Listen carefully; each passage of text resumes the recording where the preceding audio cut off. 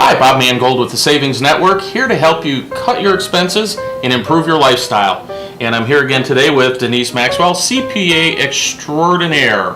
And our topic today is the biggest misconceptions about income taxes. Oh boy. Is this exciting or what, folks? However, there are some big ones out there. Let's start with the first one. Okay. Filing an extension increases your risk of audit. Oh, I hear that all the time, Bob. Don't file an extension for me. But guess what?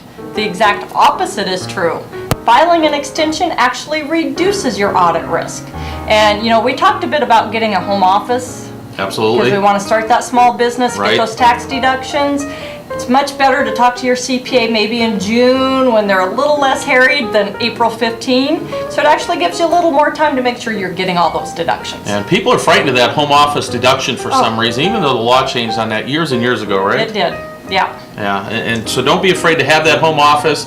Take the deduction. There's some legal steps, or there's That's some right. steps you have And to do a to little protect paperwork yourself. to do, yeah. It's a little bit involved in that. But it's worth it. Right.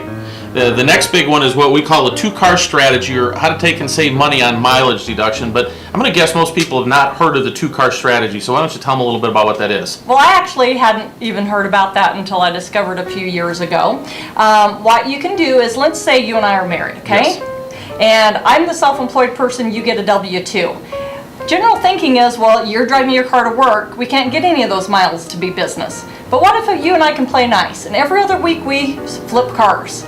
That just increased from, say, 90% of my business miles on my car and 0 on his to 70, 75% on both of ours. Sometimes it adds up to as much as a $10,000 difference in your tax deduction. Wow, so when we're talking about saving $10,000 a year, or at least increasing a $10,000 deduction in income taxes, that's a big deal, isn't it? Yeah, So, that's huge. and then the last one, is there some kind of constitutional requirement out there that says you just have to pay so much money in taxes that, you know, a lot of people I talk to say, well, you know, if I have a business and I write that stuff off, that has to be illegal, right? Well, no, the IRS tax code, which is really, really, really big.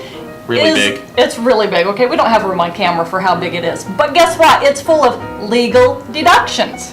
That's why it's there. And that's why you need to talk to somebody and understand what you legally can write off and what you have to do in order to do it legally. And that's why it's so important to have a home-based business, or a small business anyway, because you have so many more deductions available to you that somebody as a W-2 employee doesn't have. That's right. So our message today is learn about the tax law. I know it's not the most interesting thing, right? It's No. Not really. It'll put you to sleep. But boy, 10,000 deduction is a big deal, right? Hey, I'm my gonna- pocketbook's fiddling it already. I'm going to guess most of you guys would like an extra $10,000 deduction. So our message today is get some expert help, Yep. pay less in taxes legally. Have a great day, and we'll talk to you soon.